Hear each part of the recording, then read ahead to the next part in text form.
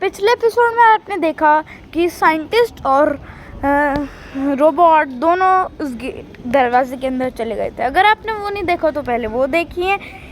और इस एपिसोड में जो आगे गेट था वो बंद था और आगे एक रोबोट खड़ा था। उसे रोबोट को पता था कि चाबियां साइंटिस्ट के हाथ है,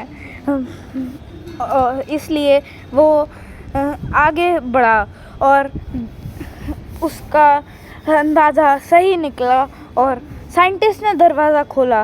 उसने भी अंदर जाने की कोशिश करी और वो आगे बढ़ा, मगर साइंटिस्ट उससे आगे था और उसकी कोशिश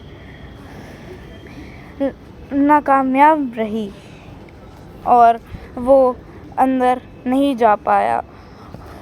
और फिर वो साइंटिस्ट उसे विंडो से देखता हुआ आगे ऊपर की तरफ बढ़ा, क्योंकि उसे पता था ऊपर इस रोबोट को एक्टिवेट करने के लिए एक लीवर है और उसी लीवर से वो एक्टिवेट हो जाएगा और उस रोबोट को मार देगा। और उसका अंदाज़ा सही था।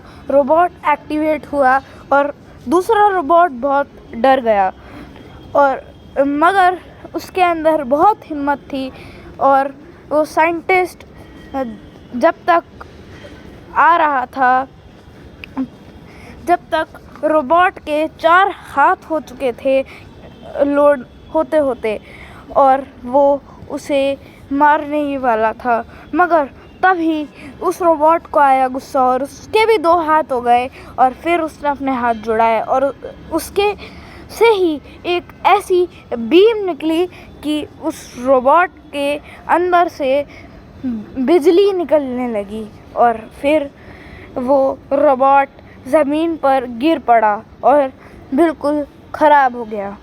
यह देखकर वो साइंटिस्ट बहुत घबरा गया और फिर उस रोबोट का भी हाथ बदल गया और फिर वो साइंटिस्ट अपनी जान के लिए भागा